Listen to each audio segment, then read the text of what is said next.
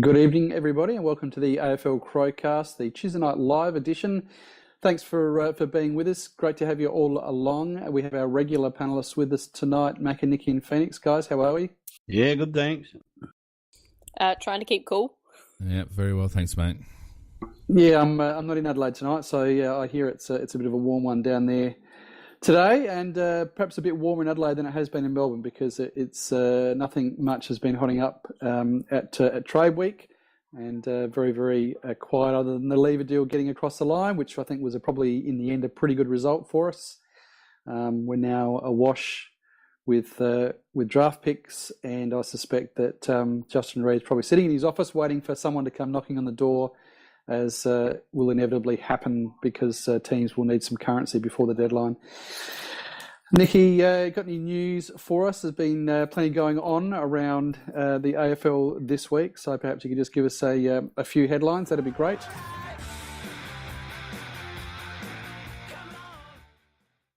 Well, we've had some assistant coach changes. In fact, there's actually been more assistant coaching moves than there has been players traded, I think, as Ricky Nixon pointed out. So Ben Hart's returning to the club, and we don't quite know in what role, but that was only announced yesterday or the day before. And prior to that, also, Josh Franco is returning to the he's not returning to the club. He's actually joining the club for the first time. And he actually brings quite some good knowledge. His last role at Sydney was actually working with their midfield. So it'd be interesting to see how we're going to restructure our assistant coaches as such. Somebody suggested Camporelli moving to a senior assistant role, but Pike's been pretty adamant all along that he doesn't need a senior assistant. And so I'm not too sure how this is going to work out. Maybe he does, considering the inertia in the coaching box at critical times over the past 2 seasons. Has Franco been assigned to a role yet? No. They were talking on 5AA, and they were saying that possibly, although Podgiani, he's leaving, isn't he? Is Pod leaving? I haven't heard that. Yeah, I haven't heard that. I think Pods is leaving. I'm thinking of his own volition because he's got a business that his own. And I think he's still in South Australia with the business, and that it's doing very, very well. It needs his attention full time, and he may be walking out of football. I think that's right. That's a huge loss for our backline. He's done very well with that group. Well, that would explain Ben Hart coming in. Yeah. And you'd hope that Franco takes over the midfield because he certainly played with a bit of grunt. We could do with a little bit of muscle and grunt in our midfield group. Now, most of the other stuff has pretty much been around the trade, although there was news today that the transgender footballer from the ACT, Hannah Mountsie, was aiming to enter the draft, and the AFL's actually blocked her from doing so. Fair lump of a lad stroke lass, no, she's a lass now. Okay, I didn't know where she was exactly at the moment, but she's a big size, 100 kgs. Well, Yeah, I'm not going to touch this with a barge pole because I just simply do not know enough about it. I don't know enough about the biomechanics of it all, and so I've seen a lot of commentary today.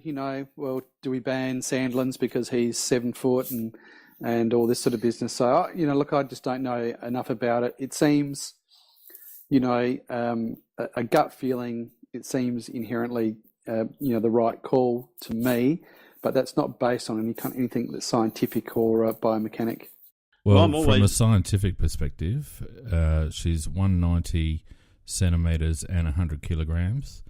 Her testosterone levels are well below the accepted Olympic standard for female competitors, and she's been knocked back on the basis of the clause in the Victorian Anti-Discrimination Act, which states that professional athletes or athletes can be discriminated against on the basis of size or strength. So tenuous at best, and I don't think we've heard the last of this one at all. Oh, I'm sure not. There will be some lawyers out there who will quite happily do a pro bono, and it'll end up in the courts before you can blink. So here's her statement. While I'm extremely disappointed with the AFL's decision regarding my participation in tomorrow's AFLW draft, I thank them for the genuine way in which they approached my situation.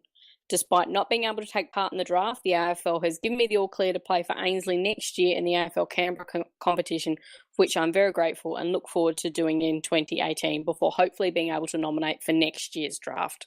So she's actually held herself with quite a bit of class in that respect on that statement. But I think it's, just baby steps. Well, interestingly, she actually played for Ainslie last season. So the AFL approving her to play is... Well, the AFL, I mean, that's obviously under the ACT, Anti-Discrimination Act. Ainslie doesn't...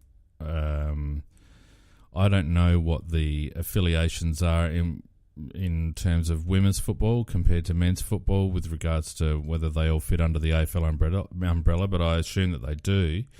But at the end of the day, if she's playing in the ACT comp and then subject to the ACT anti-discrimination laws, without knowing those laws, you would suggest that perhaps the AFL have approved her playing on the basis that there's no grounds for her not to play. Yeah, and it's kind of interesting that I found that part very interesting, because why would the AFL have any decision on whether she plays in a local comp or not? In my league this year, in my division, we actually had a transgender player who we played against in a couple of games, and I know that I had no problems with it, and I don't think any of the other girls that I spoke to, they didn't seem to have an issue with it either. Yeah, what's the difference going to be between this year and next year? I mean, apart from the fact it just looks as though they've just put it in a too hard basket. Well, why are they? Nikki, you'd know obviously more than me, but why would they be saying, "Look, you can't come in this year, but we'll have, you can reapply next year"? Is that what they're saying? Oh yeah, they did say that, and I was thinking exactly what you're saying, Pete. But I better not say any more. I'm always politically incorrect, and I'm not going to. So I'll just leave you guys to thrash it out. Well, you think, Pete, that the basis is that perhaps another year of development in a professional system might mean that the gap between the current players and this particular player in terms of size and strength, particularly strength, I imagine, is reduced. But that seems a very simplistic basis for review. I'm tipping she'll play. I think she will next year, because we also remember we've got a couple of extra teams coming in. So I wonder whether it's because we're only stuck with these small number of teams, they will want to keep it to that small number of players they have, push them through, get a bit of development for them.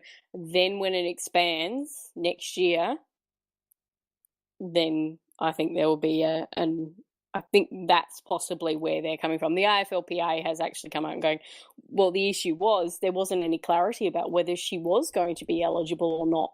And instead they had a 5-person committee look at it and make a decision. Has the AFLPA failed this particular individual, given that they're so evangelistic with their male, the male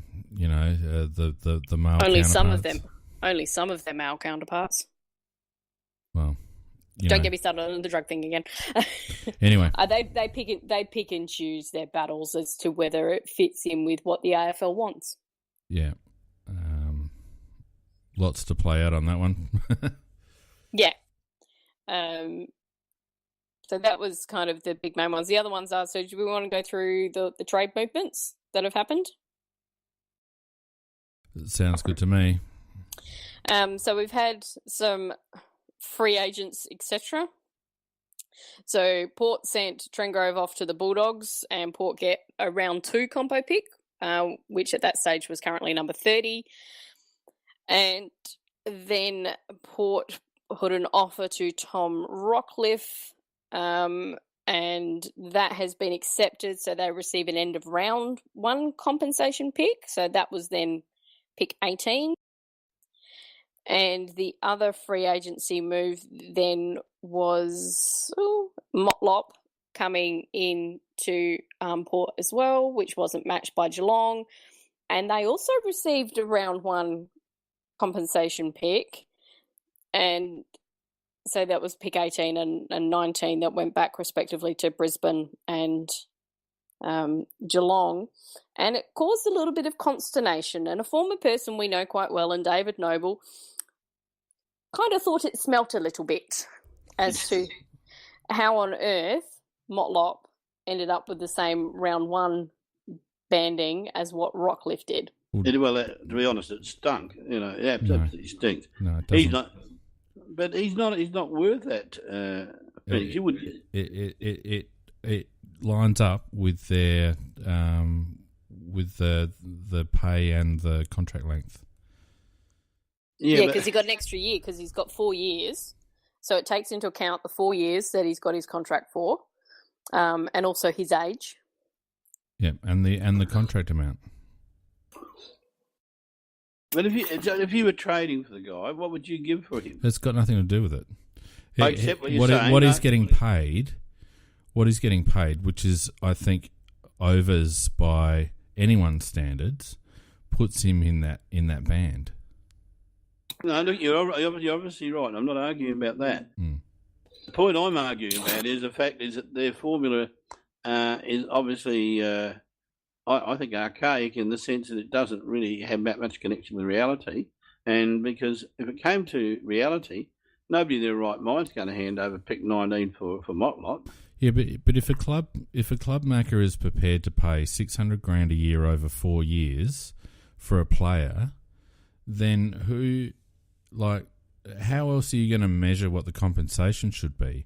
I mean, personally, I think the compensation should be reflective of the guy's current contract. It's the compensation is more about loss than gain. And what they're doing is measuring the compensation based on what the new club's willing to pay rather than what the old club would have paid. Now, very good point. I agree with that one. So, but as it stands, I mean, Damien Barrett went really, really hard on the conspiracy theory because I don't think anyone really believed that Port were paying as much as they were. But they're paying $2.4 million over 4 years, and that's banned too. I thought the interesting thing to come out of this particular story was the radio interview with Barrett and Rashudo, and the fact that Barrett has just publicly gone right for the AFL's throat. Yep. And really accused them of a conspiracy. It was quite an astonishing interview, really, and be interesting to see how that ends up playing out. It's a pretty big allegation to put out there publicly, I would think, and he made no bones about the fact. So it was a very, very clear allegation against the AFL. So I thought that was interesting that he would actually come out and say that. It's interesting in particular because Barrett is a Croc Media employee and Croc Media hold the rights to the AFL, and I would imagine that part of that deal is a certain level of respect towards your employer, so to speak. So whether Damo's just burnt a couple of bridges, he's gone particularly hard though. I didn't hear it. He does have form. So what was he? Was he indicating that they've given Geelong that, so they've got something good to give to get Ablett? Exactly. I think that's what's happened. But it's not, Macca. It's not. I know. I know what you said, and you're right. But by the same token, I can understand why any person who doesn't take that into account about what the formula is would think that that's what it is. But Barrett has listened to sources like Rucci, and I've got a bit to say about Rucci in a little while, but got plenty to say about him. Rucci's, I mean, let's go over the media coverage of this. Rucci's come out and said Port offered initially $400,000, right? And he also said that the Crows offered substantially more. Now, $650. He said we offered $650 over 3 years, and then Geelong put in an offer. Sorry, not Geelong. Gold Coast put in an offer as well. What was actually, and I think the general media have picked that up and gone, well, Port must be paying, $500,000 sort of thing. But the simple fact is, Port are paying $2.4 million over 4 years, so $600,000 a year. The reason why they had to tack tack an extra year onto the deal was not because of anything that Adelaide did. It was actually Gold Coast's offer that made Port tack an extra year on. Initially, it was 600 over 3 years that Port were offering, and as a consequence of that, rightly or wrongly, whether the formula is flawed, notwithstanding, rightly or wrongly, that puts him in Band 2 compensation.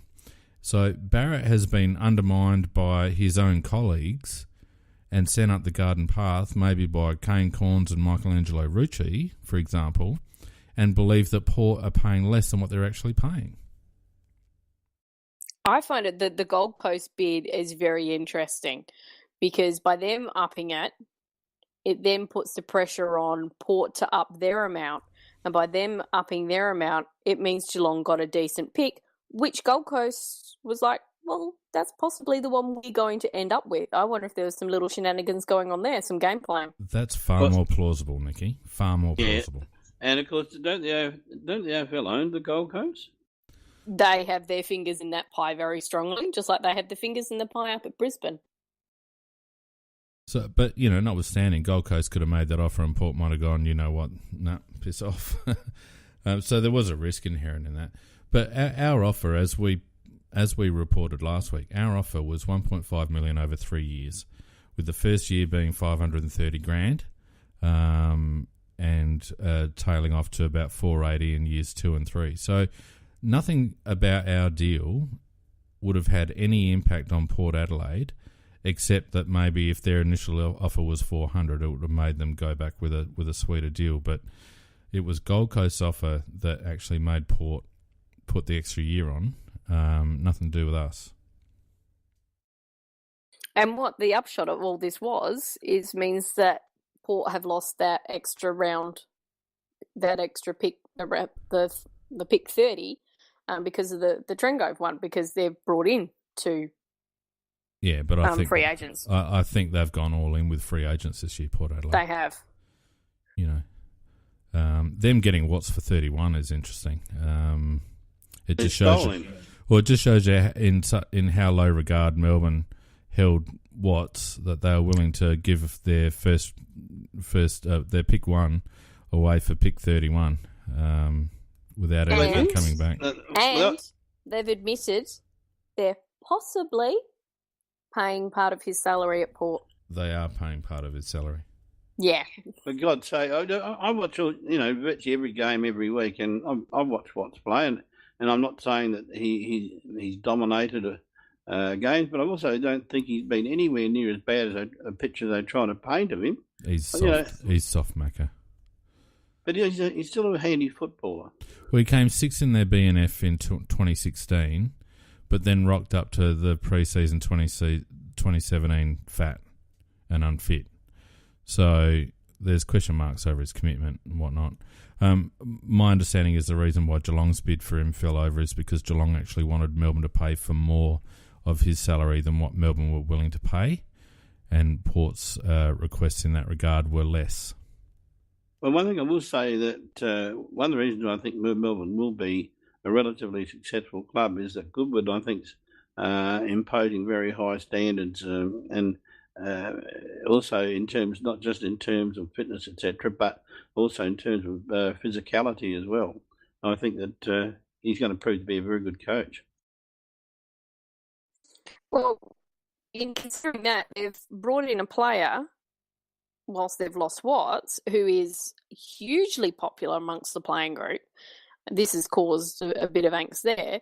But what they've also traded out is their round 1 pick this year, which is pick 10, next year's round 1 pick, and next year's future round 4, and they get Jake Cleaver this year's round 2 and next year's round 3. So they've taken themselves out of round 1 for this year and next year, for this one player that they're going to be paying a lot of money for.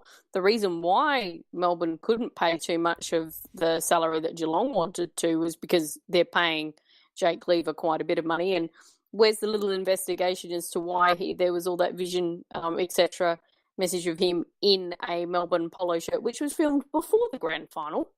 But no, that's fine. That's fine. Nicky, you got to understand that as Michelangelo Rucci quite astutely said, Melbourne were committed to get the deal done, unlike Adelaide with Gibbs last year. This is a nice deal for us. Sorry, what was that, Nicky? I think this is quite a nice deal for us. Oh, the lever deal. No, I think we did very well. We did very well out of that. We did as well as what we could have. We didn't think we were going to get the 2. We thought there would be later pick swaps. We thought we might get 1 and a few later pick swaps. Well, we got the later pick swaps, but we also got the 2 first rounds. Because, excuse me, sorry, just before we move on, I just wanted to quickly throw in there. I thought I enjoyed the tweet today from Titus O'Reilly when he says that, I can't remember the exact words, but it was, where's the effect of, if Melbourne... They only just realised all they needed to do with Watts to make him a great player was to trade him, which I thought was pretty good. And it's really interesting, isn't it, that all 3 of these players that Port have acquired have had at various stages very, very significant question marks over them, over their ability, over their consistency, over their attitude. They are, 3 players with clouds over them, and all of a sudden they're traded to Port and they are superstars. It's a very, very strange set of circumstances. But I give credit to Port for they identified these guys and they went after them and they got them, and so they can't be faulted for that. And it's particularly guys that are from interstate, and they've been able to attract them to Adelaide, and I think it lays to rest the convenient excuse that we sometimes roll out, and that is that you can't attract players to Adelaide, the city. You can. Well, I reckon Phoenix would agree with me that I would have liked Rockcliffe on our side, and I think Phoenix would have as well. Oh, no doubt. No, big fan, and I reckon he will make a difference for Port, and I reckon he would have made a difference for us, but that ship sailed, unfortunately, and it'll be very interesting to see how that plays out. But I do agree with you, Pete, on the other 2. Flaky at best. I think one of the tweets out there was, Geelong pay $900,000 for 9 good games and then pick 19 for Motlop. That's probably pretty much sums up Motlop's career. But then, I mean, to be fair, we had a crack at him as well, so we obviously thought, that there was something worthwhile there and something that we wanted to add to our playing group as well. So, but yeah, I wasn't disappointed that we missed out on him, that's for sure. Yeah. And so the other moves that we've had that occurred last week, so GWS traded Devon Smith to Essendon. So they traded Smith, their round 2 pick, number 24, and next year's round 2. And in return, they got this year's Essendon round 1 pick of 11 and next year's round 3. Impey went off to Hawthorn for a round 2 pick at 33, and there was a swap of fourths of 61 and 67, which was really nothing. But also round 4 next year from Hawthorn. So they've got rid of Impey. They got Trengove out, so that was 2 of their largest salaries. The other one they've wanted to try and get out is Lobe. Nobody seems interested in picking him up. Well, the sticking point with Lobe is that Brisbane aren't going to be getting rid of Stephen Martin. Had Brisbane gotten rid of Stephen Martin, there might have been a bit of movement around Lobe, but the only other card to fall is probably the decision on Mumford and whether perhaps GWS want another ruckman on their list if Mumford drops off. But they're not going too bad for ruckman anyway, so they might be stuck with Lobe. Yeah, that could be quite interesting. At least he'll do well in the SANFL again. So the other one, Port, they also sent Brendan Archie, which I had to laugh. The AFL headline was Port tough guy. Really? Really? Has been traded to West Coast with a 2018 round 4 pick, and West Coast sent back its 2018 round 3 pick. So he wasn't worth a lot. Now, Essendon had their little moves. They've had 2 that were on their hit list. So Devon Smith and Adam Sard have come in. The Sard one's very interesting because it was next year's future round 2 that they traded to Gold Coast. Yeah, basically a bag of chips. Yeah. And the other one, because I did the Devon Smith one, is Hayden Crozier. This was a very interesting one because whilst there's been talk about homesickness, now Hayden Crozier was homesick apparently as well, but he's going home to Tasmania via the Gold Coast. It's such a lot of bullshit. This, yeah, and it's the other thing that's sorry, Nikki, to interrupt, but the other thing that's happening is there's all of these contracted players, and it's quite clear what's going on, and Bryce Gibbs is as guilty of it as anyone. Playing this go home. What they do is that they sign front-loaded contracts, and they take a whole swag of money, and then they think that they can just play the go-home card and get a renegotiated contract when the low dollars come along. It's a disgrace. Well, and when you listen to some of the player managers that have been interviewed this week on Trade Radio, pardon me, you come to understand that a lot of these managers are just hell-bent on manipulating the system. There's not a lot of integrity amongst that group, a large portion of that group, I should say. And, some of the words that have come from Colin Young's camp and... he's just disgraceful. There's business about bloody, Charlie needing counselling. His family left Queensland in 2011. Yeah. And went to Western Australia. Yeah. And he's had 2 years in Western Australia. And then he's nominated for a national rookie draft where he knows that he could go anywhere.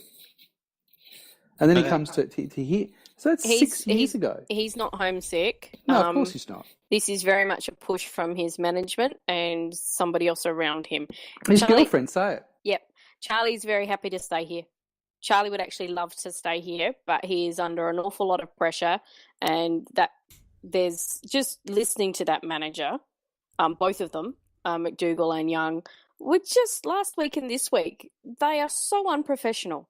No, it's very unprofessional. He's a bloody embarrassment. He keeps referring to Charlie as a bloody rookie. He's played 73 games. Dean Cox started off as a rookie. Sandland started off as a rookie. There's star after star in the AFL that started off as a rookie. And this prick, somebody will get a hot potato and ram it down his neck when he keeps talking about Charlie being a rookie. And then, if you get picked 12 for a rookie, that's pretty good.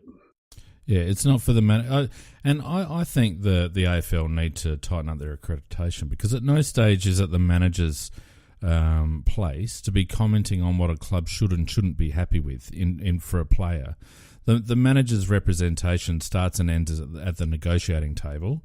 Correct. On behalf of their player. And I actually have a big problem with managers that come out and say what clubs should and shouldn't be accepting. It's none of their business. And to play out that negotiation on, in front of a national audience is it's very. Everyone had a crack at Johnny Reid for playing the Bryce Gibbs card wrongly last year. Well, these managers do it consistently, and maybe that's why Reedy did it that way last year, because he's so used to it. Yeah, because he'd just come out of the management game.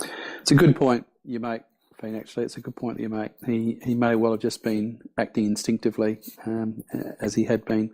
He certainly played a lot differently this year. I think, overall, that he's been pretty good the way that he's played things, and I think that he's certainly not overplayed his hand. He did a good job in the Lever negotiation, and I think, as I explained, chatting to Macro off air, I get the sense that that obviously we're still looking at Bryce Gibbs, and that's tied up somewhere with Cameron and Kennedy wanting to get to Carlton. And I think that Justin Reid's played it pretty well, and he has put his flag in the ground and sort of said, well, this is how it is, and he's allowing the other sides to get themselves organised and to try and work something out.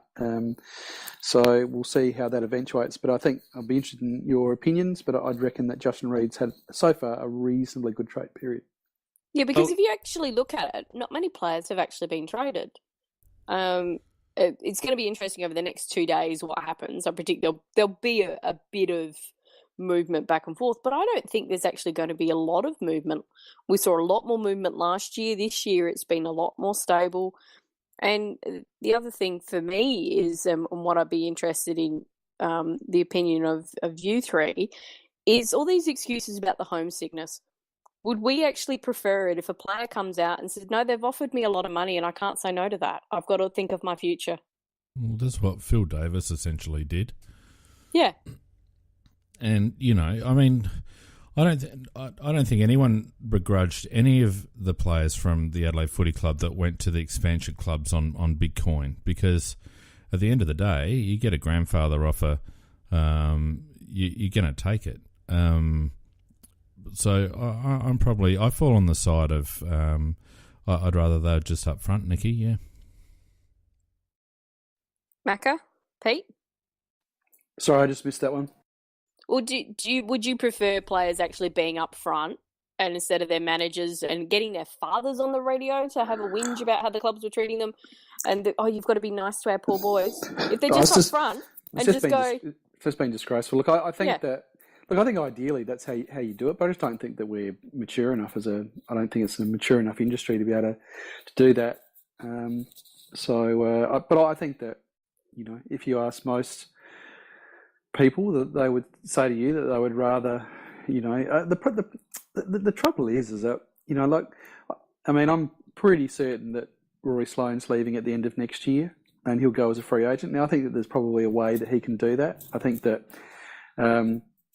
he'll be 28 or 29 and you know, would have played in a grand final and, you know, hopefully challenge again next year. And you know, I think that he would have enough points in the bank that he can actually come out, and I think that you would still, you know, wish him well. And so you look at that individual situation and say, yep, we can manage that. So hang on, Pete, you've just made a pretty big call there. On what basis? What basis are you saying that? Just on the basis of how you reckon the cards will fall, or is there information there? Oh no, there's some information around, and he, you know, I think it's pretty settled, isn't it? I mean, I didn't think that this was anything particularly fresh, that they were expecting to sign both Walker and Sloane through the year, and Walker signed and Sloane pulled out, didn't sign the extension, and that didn't proceed. And then lo and behold, Belinda gets a job in at Channel 7 Melbourne. She already was working in Melbourne, though. Yeah, she already was. She's had that for 2 years. She's already working in Melbourne. It's not a new job. Okay, well, so the information I had certainly is that there's certainly from again another situation with a partner, but and it might all be rubbish. This was only from the person that said that Jared Lyons was being traded to the Gold Coast and Mitch McGovern had re-signed. So I don't know. It might just be nothing. It might just be nothing, and it might be a completely unreliable source. But there's certainly significant concerns that he will go and exercise his right. So that's a big change on the push that he actually was making 2 years ago about trying to stop a lot of this free agency. Yep. So that's a bit of a change. So nothing's done till it's done, but there are danger signs without wanting to pardon the pun. There are real danger signs. But anyway, look, just moving on from that, because there's obviously a lot of water to go under the bridge. There's a whole year to go next year, but I guess the point that I was trying to make is the fact that, you know, when you're talking about, can you just sort of go to the public and just say these things? I think that, you know, someone like Rory Sloane next year could, and I think we'd all be okay with that, and you'd probably wish him well. And you know, I think you can manage that now. Lever is a completely different situation where he's been at the club 3 years. And I think that would have been a more difficult situation to manage, him coming out and saying, look, I'm leaving.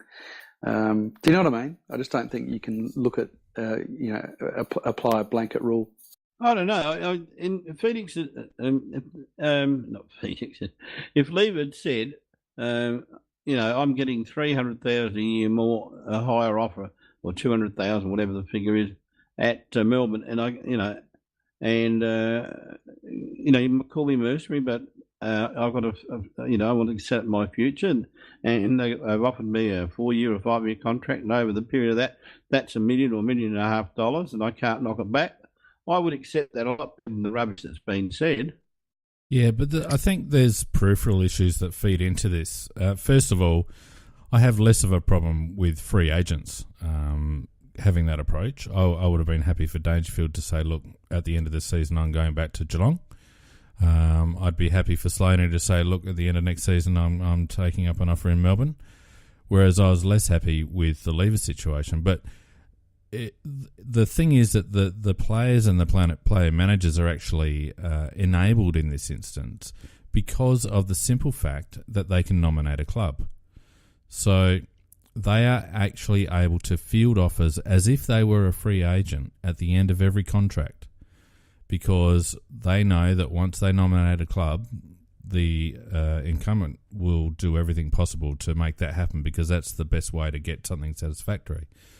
If you remove the ability for players who aren't free agents to nominate a club if they want to leave their existing club after a contract, then all of a sudden you don't have this anymore. You don't have this situation where players need to come out and say why they want to do such and such. Basically, what it boils down to is that then it's more of a workplace situation. I don't want to play for the Adelaide Football Club anymore. I want them to trade me. So, and then the club works a trade with the best suitor. There might be reasons that are known to them behind closed doors, but this issue of a player being able to nominate a club when they're not a free agent is the main reason why we have all this mess. Yeah. They're essentially acting like free agents, and they have no right to.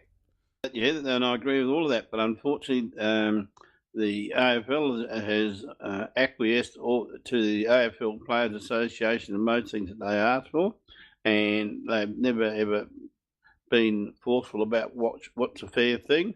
And the players have definitely got the upper hand in these deals now. Well, the AFL didn't actually think ahead. By allowing that free agency to come in, they allowed that American system, but they forgot about the part which actually gave an equal amount of control to the clubs, where the clubs could trade players against their will.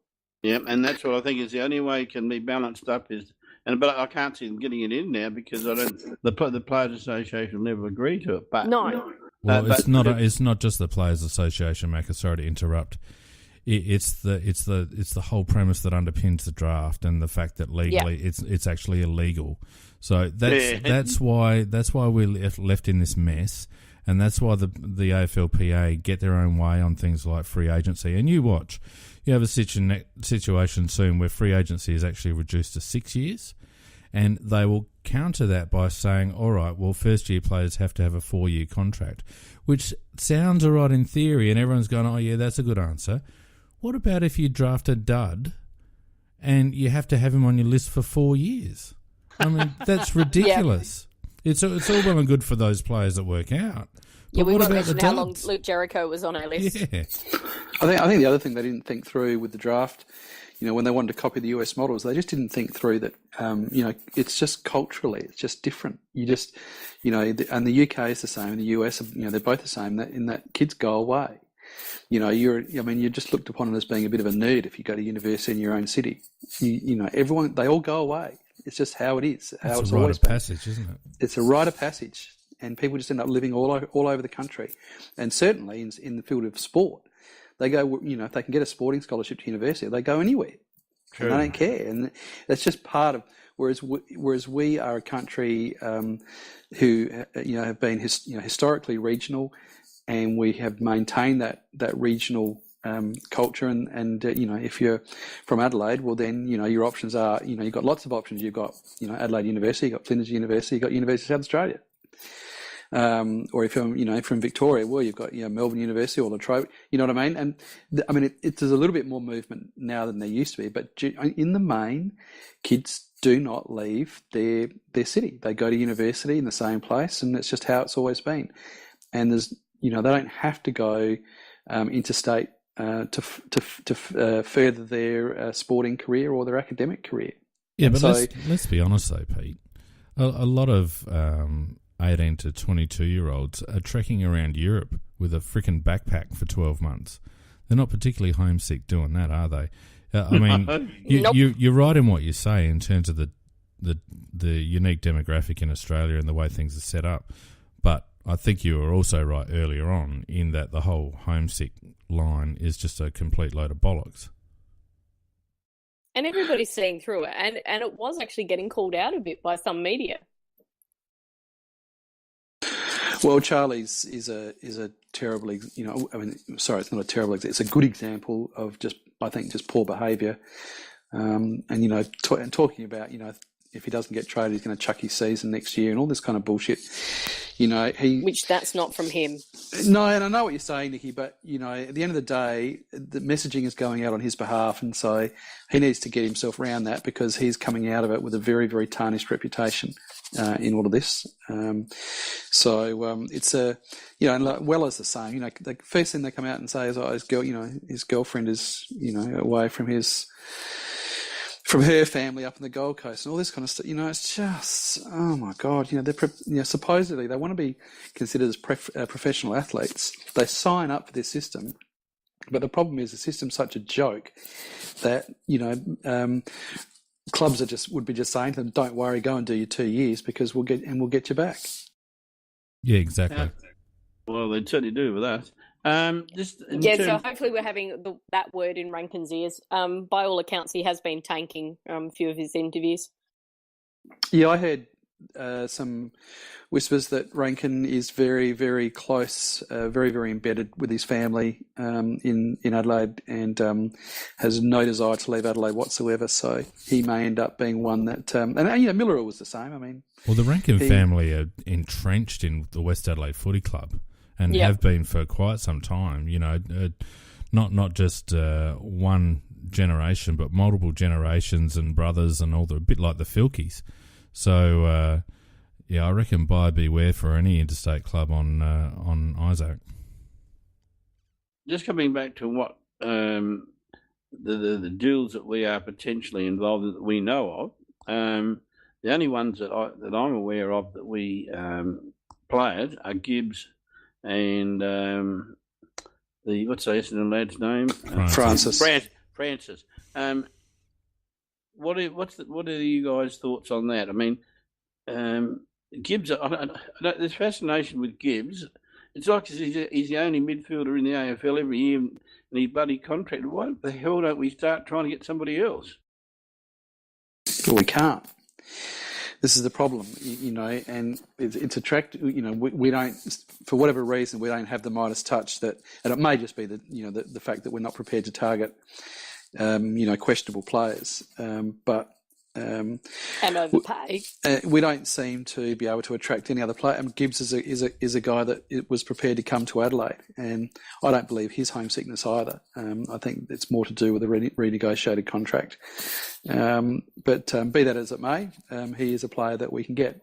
Again, Francis is I really, really hope we have a crack at Aaron Francis. He's a very, very talented footballer and beset with emotional issues. And, I can just see his issues being a little bit more legitimate than some of the other ones that we're seeing. That he's not been in the system for very long, and I think that we all know the issues that he's had. Lost his brother, with his family, and I think that there are some very, very significant issues there. He's an incredibly talented kid, and the other thing I really, really like about him, he's really aggressive too. He's a really up in your face, aggressive sort of footballer, and I just think that he's a kind of kid that we could really use at Adelaide. We don't have a lot of those kind of players, and he's got a bit of swagger and a lot of aggression. Would love to see him playing for us, and I think he's a guy that if we can get him right and we can get him fit, he's a guy that could have an impact as early as next year. He's had 2 years in the system. He's played 5 games. I just think that he's a guy that could have a really strong impact next year. I'm hoping that we have a go at him. What would you give for him? Oh, look, it's been suggested that we downgrade, something like if we swap out our pick, what do we got? Picks, what do we got? 17 or something, is it? 17, 18? 10 and 16 at the moment. 16 at the moment. Yeah, we've got 10 and 16. We don't have round 2 anymore, so that's gone. No, so I think that one of the suggestions I read was that if we ended up getting something like 19 or 20 for Charlie, to send that across and get back one of Essendon's second rounders, which I think was at 24 or 25. 28. And Francis, something like that. That'd be a reasonable deal.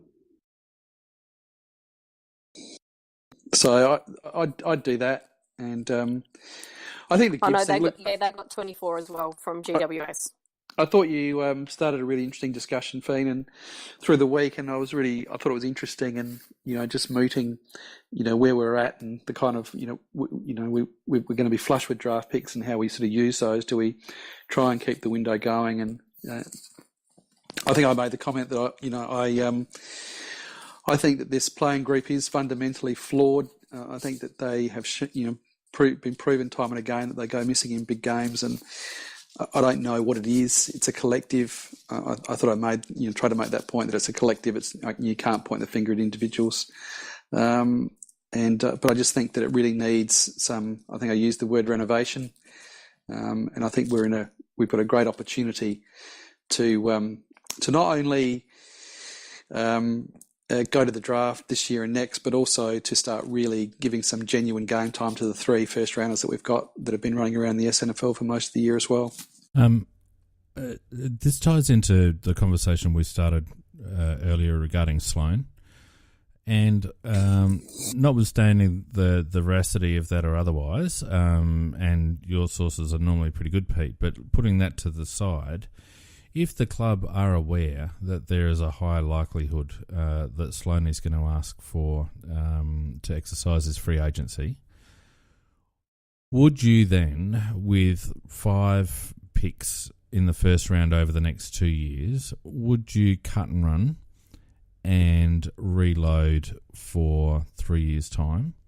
Because it seems to me that the Sloane move will be largely informed by how much we improve our list for next season, and Sloaney would be thinking, I'm getting on, and if I don't see improvement in this squad at Adelaide, then that will be the trigger for me to do free agency. Whereas if I see a couple of really quality players come in for 2018 that I think can get us over the line, then I might stick around.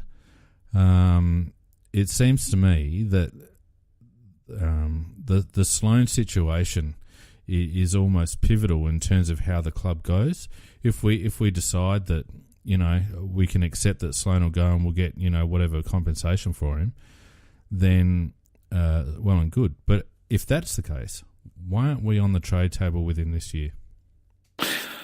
My feel on that is that I think that and I said this through the week, I think that there's another year left in this group, and I think that what they're doing is that rather than thinking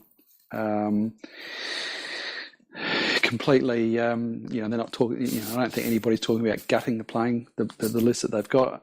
I think that they're saying, well, we've got probably one good year left in this group. There's a few young guys in that group, of course, but you've got guys like Source, Betts, a few others, starting to get on a bit. And plus, also, I think, as I said, that there seems to be some issues with showing up to big games. But I think they probably believe that there's another good year left, and so they would rather have Sloaney anchoring that. And if you lose him at the end of next year, well, so be it. We've had him in one of his good, hopefully good years. We get Gibbs in. That between Gibbs and Sloane anchors a strong midfield for next year.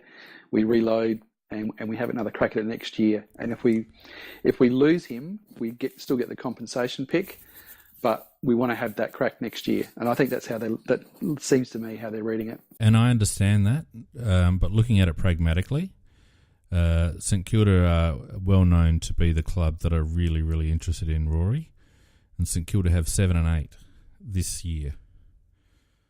So, do you want 7 and 8, or do you want a pick after your first round pick, which could be anywhere between 15 and 19? Oh, look, I wouldn't I wouldn't go 7 and 8, but then you might have got 8 and a first, because next year's the big draft, so they might have gone, a future first and 7 or something like that. But but there's I don't know, mate. There's 2 first round picks available right now that St Kilda would throw down in a heartbeat for Rory, and if we know he's going, and given what's coming up in the draft, and given the fragility of our list has been proven over the last 2 final series, if you were being truly pragmatic about it, wouldn't you cut and run at this point? Hey, Phoenix, if they were to trade Rory out, Rory wanted to go home this year and went home. I reckon that Adelaide members are already shattered with the number of players we lose. If Rory went as well this year, I reckon they might have so many members not renew their bloody membership. Well, they've only got 20,000 on their waiting list, Macca. Yeah, so that would be a problem. Also, Fane, in doing that, they would basically be giving up on next year. I reckon they would be saying, "Okay, yes, we've had 2 years at it," and I think that, as I said through the week, I think there's enough. I think our list is good enough that we can challenge next year. But I think there needs to be, if they're going to be fair income, and if they're actually going to go all the way, then they need to be able to fix some of those issues they've got in terms of in terms of what we've talked about. But you trade Slaney this year, you're basically waving the white flag and you're saying, right, that's it, we're going to shut up shop now for the next 3 years. That's right. There's also one small little problem there as well. You want that 7 and 8 from St Kilda. Who's to say St Kilda are interested in giving you 7 and 8 this year when they can get Rory Sloane for free next year? You know they will, because all we've got to do is say we're going to match whatever you offer next year, and they got to trade anyway, Nick. We hold all the cards, and St Kilda want him.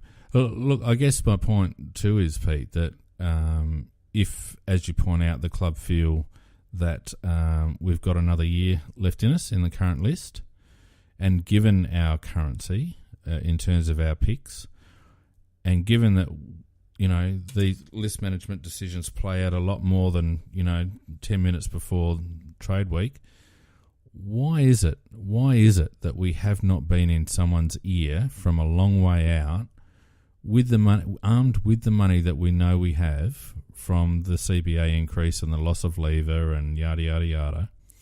Why is it that we haven't targeted someone genuinely able to lift our list in terms of our midfield rotations? Yes, you can say Bryce will give us a lift in the midfield, and you're probably not wrong, but he, for what he's going to cost, you would expect that we would have been into a couple of more players. And like we had this conversation last year about the club taking an each way bet and not really having a plan, or not appearing to have a plan. And nothing that's occurred this year in trade period suggests anything else. Well, that's the point I was getting at before. Why is it only Gibbs? As if he's the only player in the AFL, and as you said, we've got the financial resources to do it. We were going to have the picks to be able to do it, and yet we haven't targeted anybody else but Gibbs apparently. And I just don't. I'm staggered by that, and I just can't understand why we haven't been targeting other players. Well, they've got to want to come, and we targeted Motlop. They'll come for 1.2 million, Pete. We didn't get him. They'll come for 1.2 million, and the problem is our pay structure. Rory's on about 700 at the moment. Tex is on similar, and they're about our highest paid players because we have this flat pay structure, and I think that's part of the problem. The fact that we don't recognise the fact that we need to have a war chest to be able to play, to be able to pay players that are marquee style players that are from interstate, because we load up too much at the bottom end, and we criticise Port for overpaying at the top end and not having a lot of depth. But by the same token, our list management and TPP strategy doesn't seem to be working any better, because I think it's a deterrent, or I think it's an obstacle when it comes to trying to attract, say, a Josh Kelly or someone of that ilk, because we simply don't have the money. Yeah, but I think the problem is, I know this sounds simplistic, but they've got to want to come. And I mean, I know I had very, very good information that we went really, really hard at Martin. We went really hard at him, and as did a number of clubs. But we certainly had our hat in the ring, and we made a very, very significant offer to him. Now we know how that all played out, but so you can't say that we're not out there trying. Yeah, but because we are. But they've got, as I said, they've got to want to come here. I'll give you a prime example of my reasoning, Pete, and that's Motlop, right? Now, assuming that that the offer that we put to Motlop was genuine and not just an attempt to mess with Port's TPP, what we put to Motlop was 500 grand. Now, what Port put to Motlop is 600 grand with an extra year. My question to you is, if we identified a need, and if we identified that Motlop filled that need, why weren't we prepared to pay? Because is he only worth the need up to a certain amount? Because but that's not the point. If we're in the window now, Nikki, if we're in the window now, then you've got to be prepared at some point to overpay. You've got to be prepared to make a commitment one way or the other. You're either building a list or you're reinforcing your list. And Motlop was a reinforcement, acknowledgement that we're in the current window, right? So why didn't we go to him with an offer that would ensure that he gets to our club? We do this half-assed thing. Oh, yeah, 500 grand over 3, and that's as much as we're willing to pay, and, take it or leave it, blah, blah, blah. What's the bloody point? I'm with you, Phoenix. No, this is where I think it comes down to, because yes, Port are overpaying and their depth is poor. But our depth isn't. But we're not poor. Yeah, and our depth isn't poor. Spot on. Why isn't our depth poor? Yeah, because but we're Nikki, paying them a little bit extra, so we've got the decent depth. In order to pay that yeah, extra, that's great, Motlop, Nikki. That's great, who do Nikki. we have to lose? That's great, Nikki. But we haven't won a flag either, right? No, but we at least got it. We were there on that final day in September. We paid money to a bloke 2 years ago that we've now dropped off the list and paid out, right? We've paid money to David McKay. We've paid money to these blokes that are sitting around in the twos. And we've got money because there's been a 20% uplift in the CBA. If you're going to make an offer to a guy because you think he's going to make a difference to your current premiership hopes, as opposed to building a list for future, then you've got to be prepared to overpay. You can't sit in the middle, and this is what we do. We sit in the middle. We don't overpay. We're fair with our players. Yada, we're always competitive. Yada yada yada. You get to September, who were the two other teams that had a flat pay structure recently that everybody knew had a flat pay structure? I couldn't give a shit. Hawthorn and Geelong. I don't really care because they're in Melbourne, Nikki. It's a completely different market. It's a different market. You've got a pool of players sitting in Victoria that are not factoring in or not having to factor into their decision making. Do I want to live interstate? Right? Correct. I'm with you. You've got to be able to configure your TPP strategy in such a manner that reflects the market that we're in. And the market that we're in is that we're a non-Victorian team, and 60 to 70% of the talent in the AFL system is from Victoria. So if you want to get blokes, if you want to access that 60 to 70% of the talent pool, you've got to have a salary structure that allows you to do it. And to me, offering 500 grand, let's take out of the equation whether you think it's worth it or not.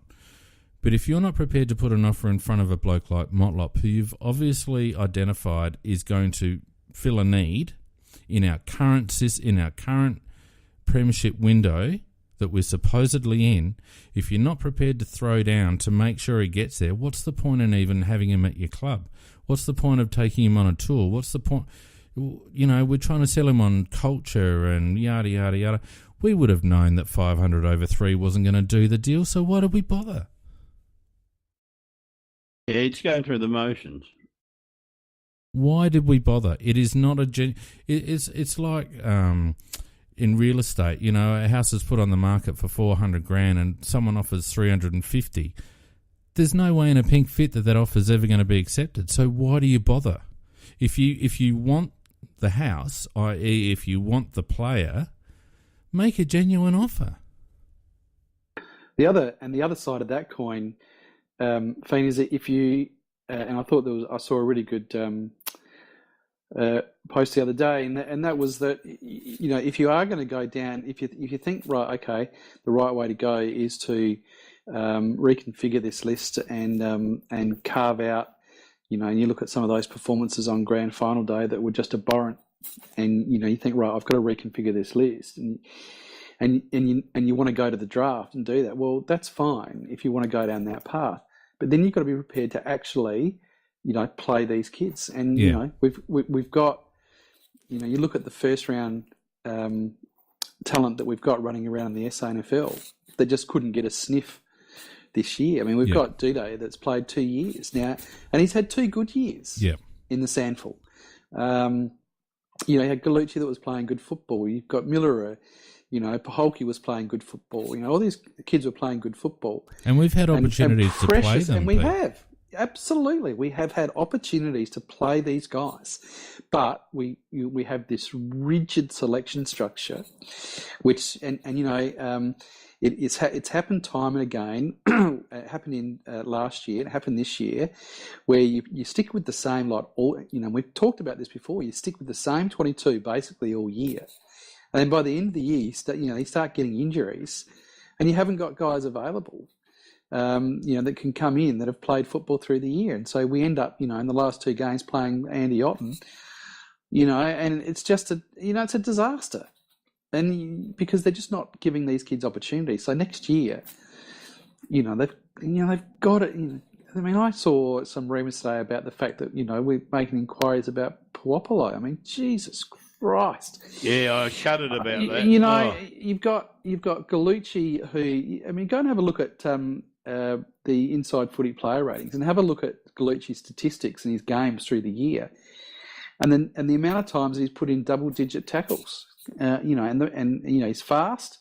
He was our sprint representative on grand final day. He's got a good bit of toe.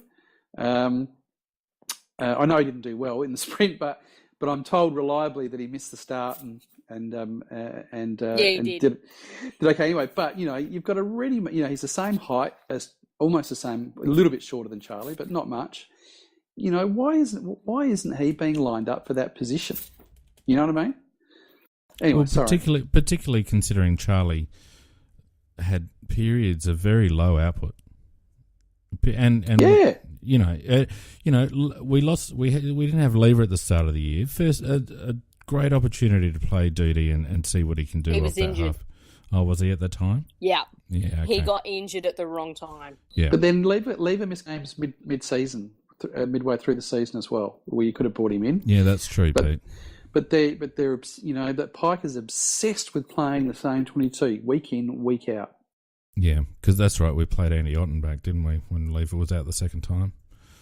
Yeah, it's a seeming strength which is a weakness in the long run. I just want to see some decisiveness in our exactly, in our strategy. And whichever way you go, back it. Back your decision. Yeah. Back it with action. You know, last year I was in favour of a clean out because I didn't think the current list was good enough, you know, and that's just an opinion, and it's an opinion that I happen to hold. And I don't think, despite our top finish this year after minor round, I think the same frailties in the list were exposed on grand final day. So, but what I keep coming back to is that at the end of the final series last year, the first thing that came out of the club's mouth was, we need to strengthen our midfield. Correct. We go to the trade period and we can't get a deal done. So then we fall back on organic growth. That's fine, bit of spin, you know, and we did get some growth from our midfield players and they did improve, and that's great.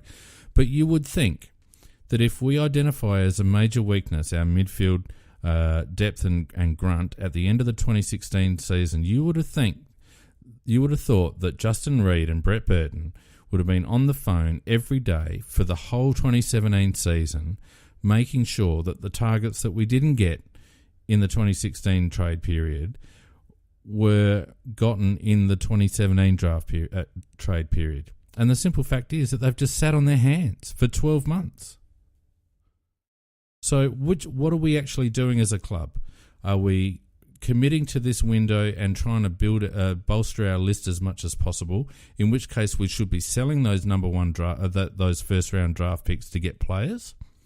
Or are we accepting the umpire's decision and maybe willing to offload a couple of players, and that includes a bloke like Rory, and bank on the next lot coming through and start to put in time to Gallucci and Paholke and all the rest of it, as Pete pointed out. We don't seem to be doing one thing or the other, and that's what bothers me. Yeah, I couldn't agree more. It frustrates me. There's a number of players that, we all know who they are, the players that have just failed in finals just continually, and not just finals, but, critical games like the round 23 game against West Coast, which just, ruined our season last year. Difference between a top four, crack at the finals, and we couldn't get it done against an average team at home in round 23, where same thing, we're not talking about, honourable losses, we're talking about not turning up and getting our pants pulled down. And it's the same players that have been at the club for, many, many years, and the same performances, and we all, we seem to manage to forget those performances until the next time they come round. Yeah, exactly. And they do inevitably come around. So grand final day shouldn't have come as a surprise to anybody, really. We all hope, we crossed our fingers, we hoped. Some of us were even swindled by the performance in the two finals. I was duped. But the true to form, it all came back to haunt us on grand final day. And so you've got to. I mean, Mick Malthouse talked about it years ago when he said, the way that he assesses players is how they perform in finals. Simple. That's where they've got to perform, and you've got to weed out these guys. I mean, I remember we talked about it after the Sydney semi-final. You've got to weed out these guys to say, these are the guys that just cannot stand up in finals. Yeah. And if the players are going to be ruthless about their ability to move clubs, then the clubs themselves, and we know that the clubs can be ruthless, so let's have a look at Melbourne with Jack Watts. But our club needs to find the balance between putting their arms around their players and looking after them while they're there and all that sort of stuff, but also maintaining a professional approach, which would see a bloke like Rory Atkins, who has failed in 2 big finals and has gone missing traditionally whenever the going has gotten tough and the pressure is really, really on. He's the type of person you're talking about, Pete. He's the type of person that has not proved himself in big finals, and he's had opportunities to do so. Whereas a bloke like Charlie Cameron bobs up and kicks 5 in a preliminary final, and you think, well, God, for all his inactivity during the year, he certainly does know how to do it in big games. He did it against Sydney, and he did it against Geelong. Bloke like Jenkins is one that has done a bit of both, so the jury's still out on whether he can really perform in pressure games. I don't think our club is realistic about its list management. I think it's a very good club in terms of culture, and I think it gets around its players and looks after them and is a very good workplace for the players. But at the end of the day, it doesn't stop blokes from leaving our club. So what's the point? It's not a strategy that's working. It's a strategy that makes everyone feel good, but it's not a strategy that's actually working. So perhaps we need to, like as Phil used to say, have man conversations with players and say, while you're here, we'll look after you 1,000%. But we understand that you might go at the end of your contract, and you've got to understand that we might make a call on you as well. And that doesn't mean we don't love you while you're here, but it's what the game's all about. And I don't think we're actually strong enough as a club to have those conversations.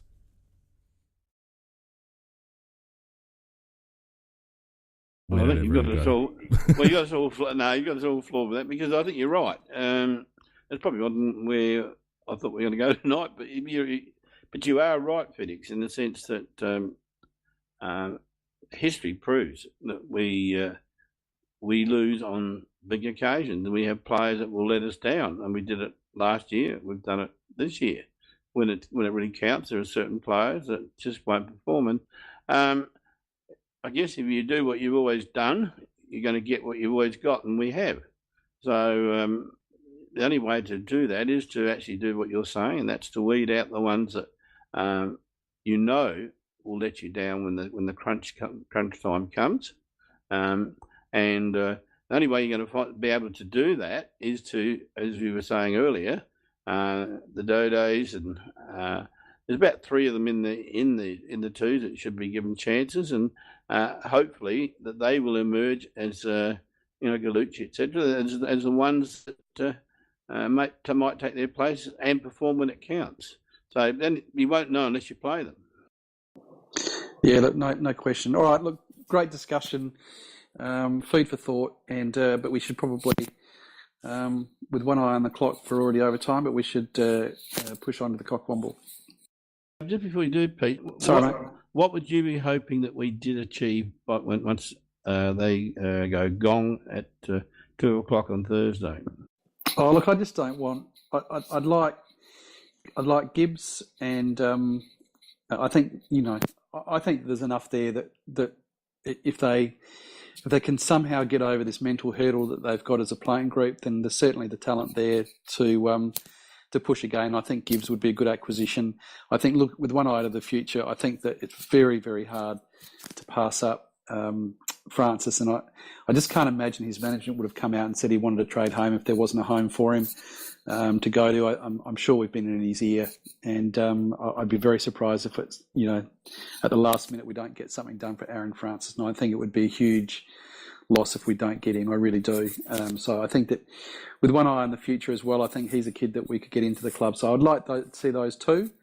And of course, as always, for as little cost as possible. When they're saying that the draft isn't great this year, so obviously preserving pick 10 is critical, with the chance of maybe landing Fogarty, and then with an eye to doing all that we can to be into next year's draft. I really would hope that we don't go chasing used players next year. I hope that we package up the 2 draft picks that we've got to try and move up the order, and if we can get Rankin to tank, and maybe get Luco as well. They're the ones that obviously stand we won't out. Get that we them. really need. They'll go top 5.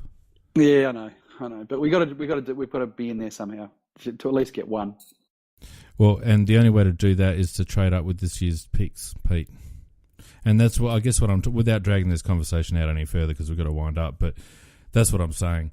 If we really want to get Lukosius or Rankin or even have a crack at both, we need to be proactive with this year's picks. We've got 3 in the top 20.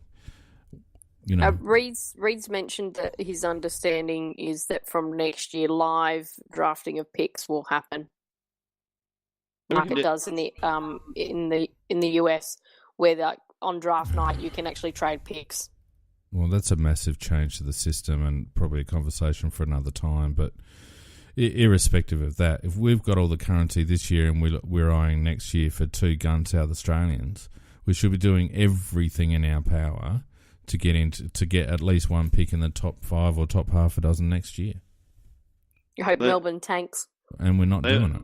Well, they also believe they're in the premiership window, though, too, Phoenix. I know, and that's the conversation. Where are we at? And do we just let Lukosius and Rankin go and hope that they get the homesick bug and come back after their first contract, which now will probably be 4 years because the AFL are going to change their system? Do we want to go with some cockwombling? Oh, there's definitely some cockwombles. Oh, turn the volume. I'm the cockwomble.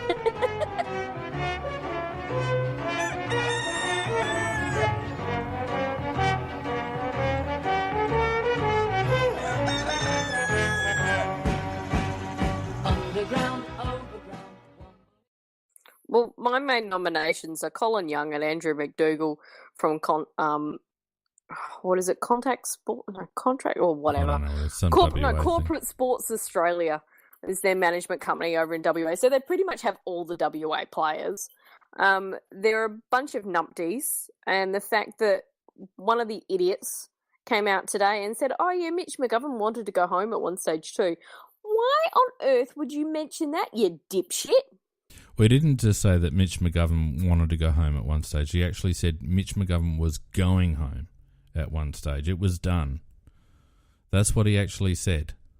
Oh, God. It was definitive. Mitch McGovern was leaving at one stage this year. But he does, I don't think he understands the ramifications of what he says, that guy. No, not at all. And these are, for those who aren't aware, these are the two guys who got Cam McCarthy to actually sit out an entire year. Which is what they're talking about with bloody Charlie at the moment. Yeah, which is ridiculous thing to do. They're actually detrimental to their own players' welfare. Wankers. Any about others? that too. Well, I thought you might like to go to town on certain Kane Corns and Michelangelo Ritchie. Well, first of all, Corns is old man for saying that we should get a bloody never tear you apart assimilation in terms of a song. What a dickhead. I'm sorry, but what? Graham reckons that we need a song like... we need a song. We need a song like Never Tear Us Apart. And We've got our club song. Absolutely smashed on Twitter for that. But, we've got the Two Stooges here in Adelaide. I don't know whether anyone read or became aware of Rucci's article in the Advertiser this morning. I read it. I don't read the crapatizer. No, well, I don't either, but it was posted on Big Footy in the Rucci thread, and he's essentially having another crack at Adelaide for wanting to control their media through their own media department, and saying that how's that working for you, Adelaide, because you weren't able to control the message with Lever, etc., etc. He's also had a crack at the club for banning Channel 9 for doing something that the club didn't like, etc., etc. They interviewed two players without permission. Yeah, I mean, why would the players allow it? But anyway, but that's another story. Would have got paid. But I don't understand. Well, I do understand it, but I just want to give Rucci a cockwomble simply because he's actually undermined himself to such a degree in this town that he's no longer relevant at all. And you would think that after all this time, he would just be better served trying to mend some bridges and actually provide some decent commentary. And I don't know. I know that Michelangelo has listened to this podcast. I don't know whether he'll listen to this one, but the anti-Crows diatribe that is continually spewed forth in that Advertiser and on 5AA now as well, and whenever he's on SEN, etc., etc., etc., it's actually now caused, indirectly, in my view, Port Adelaide to overpay for one of their players that they've traded in this year. And at some point, Rucci's got to be held accountable. And I don't understand why Michelangelo places no value on his own credibility anymore. And I just think for that reason alone, he deserves a Cockwomble nomination because he obviously has no self-respect. Well, also, it's his little whinge that he had basically proved that he doesn't have sources and he doesn't have the ability to go out and find these stories on his own. Exactly he wants the club to spoon feed him. Hey, Rich, do your actual job. It's partially, it really is partially our fault. I think as a supporter group and a membership, we're one of the more easily triggered groups, and I think that what you've seen over the last 4 or 5 years is a methodology that has seen him really unassailable as the chief, the journalist in this state, and you sort of think, well, if he is that bad and he is that lacking in credibility, then surely he's out of a job. But he's not, and the reason he's not is because he knows the formula to get clicks, he knows the formula to get people ringing in, and that is an anti-Crows diatribe, as you say.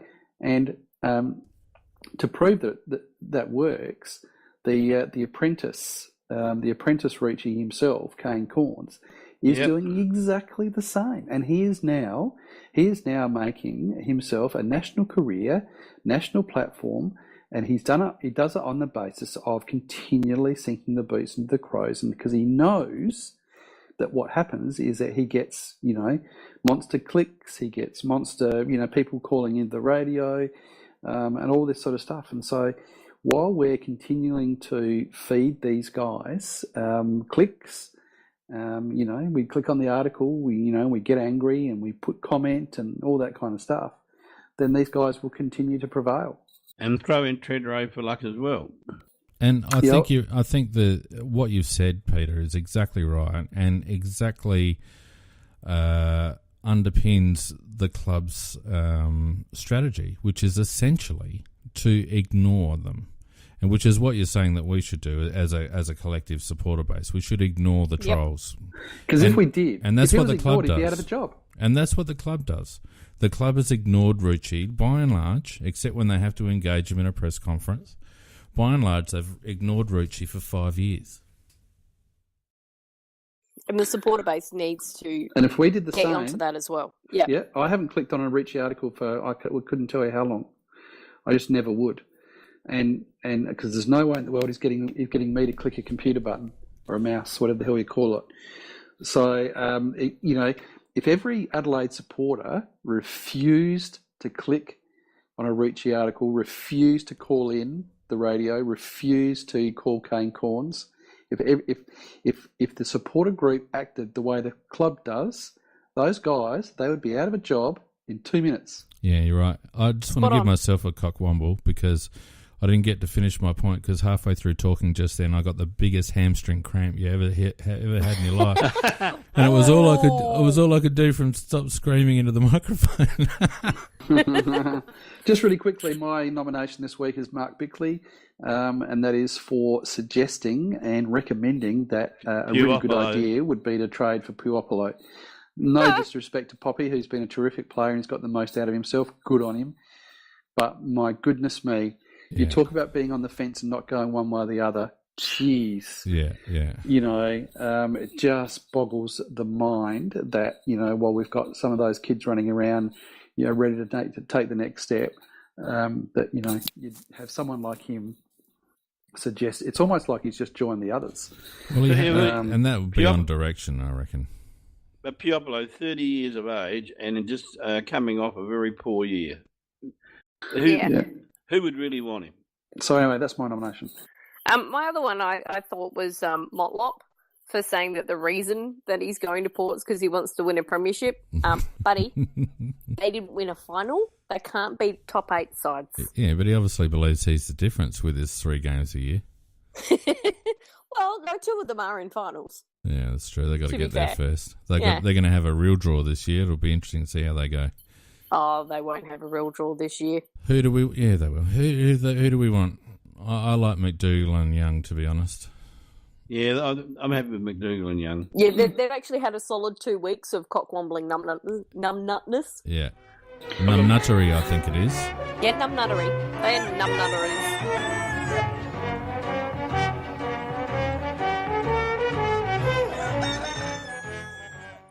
All right, look, I think we'll shut that down. I think we're only about half an hour over, so that's pretty good for us. We'll shut that one down. And Fiend, if you want to sign us off with our little advertisements. Absolutely. We asked the question of each other: are we going to have a cast next week? And just on reflection, we probably will, Pete. Just to wrap it up, it might not be a very long one, but trade week will be finished by then, and free agency will be finished, and DFA listings will be just about done, so we might just have a little trade week wrap up next week for half an hour or so. But in the meantime, don't forget you can follow us on Twitter and Facebook at AFL Crowcast. If you're listening to us on iTunes, give us a rating and a comment. That'd be great. And we'll be back on next Tuesday. All right, thanks for listening, everybody. Great to have a chat about, go for an hour and a half talking about a day or a week that really nothing's happened. So only us could do that. Guys, thanks very much for your input, Nikki, Fina and Macca. Great to have you on board as always. Thank you. We'll catch you all again next week. Very good. And congratulations for staying longer than an hour, Pete. Yeah, well done, Pete. I was waiting for the whole dropout, but I'm in Sydney. I'm in Sydney tonight. I've got nowhere to go, no one to talk to, so I thought I might as well just talk to you blokes. Ladies. I thought you were going to say no one nipping at your heels to get off the bloody computer, but all right, guys. Good night. See ya. Catch you later. Bye.